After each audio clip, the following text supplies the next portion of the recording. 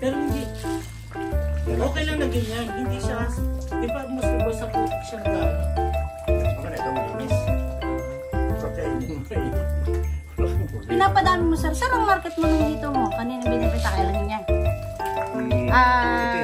Restaurant. Hindi ko binibinta ito. Pinapadami mo pa? Papadamihin ko siya. Kaya plano ko dito, aquaponic. Aquaponic? Okay. So, dito ko makuha ang tubig. Dito ipaikot ko yung dito sa labas. Yung litos. Ngayon.